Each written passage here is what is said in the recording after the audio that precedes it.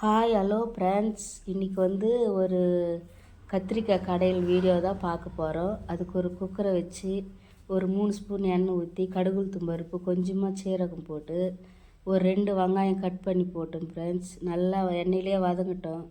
4 வரமிளகா போட்டுக்கலாம், தேவையான அளவுக்கு வரமிளகா போட்டுக்கலாம். ஒரு 4 தக்காளி கட் பண்ணி வச்சுருக்கிறேன். எங்கள் சேனலில் நீங்கள் சப்போர்ட் பண்ணி வர்றதுக்காக ரொம்ப சந்தோஷம் ஃப்ரெண்ட்ஸ். எங்கள் சேனல் இந்த அளவுக்கு நீங்கள் சப்போர்ட் பண்ணிங்கன்னு நாங்கள் நினைக்கல, பரவாயில்ல.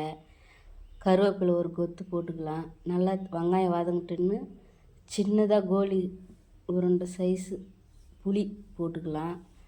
2-3 தக்காளி கட் பண்ணி போட்டுக்கினேன். தக்காளி அதிகமாக இருக்கட்டும். 2 கத்திரிக்காய் தான் கட் பண்ணி போட்டிருக்கிறேன். சூப்பராக இருக்குது இது. இட்லி தோசைக்கெல்லாம் கூட நல்லாயிருக்கும். கத்திரிக்காய் போட்டுக்கலாம்.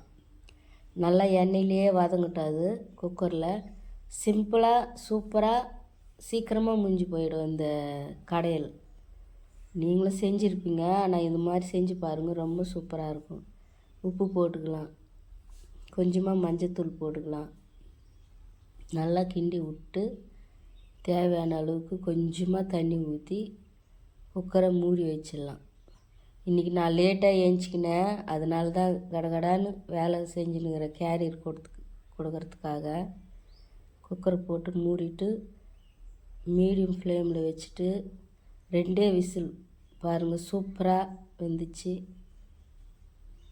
அப்படியே போட்டு ஒரு கடையில் கடைஞ்சி எடுத்துடலாம். ரெடி. சுட சுட சாப்பாட்டுக்கு ஆஹா சூப்பராக இருக்கும். இந்த வீடியோவை பார்த்து இன்னொரு வீடியோ என்ன வேணுன்றது எனக்கு கமெண்ட் பண்ணுங்க ஃப்ரெண்ட்ஸ். நாளைக்கு இன்னொரு வீடியோவில் பார்க்கலாம். சாதம், கடையில், வெண்டைக்காய் பொரியல். பாய்.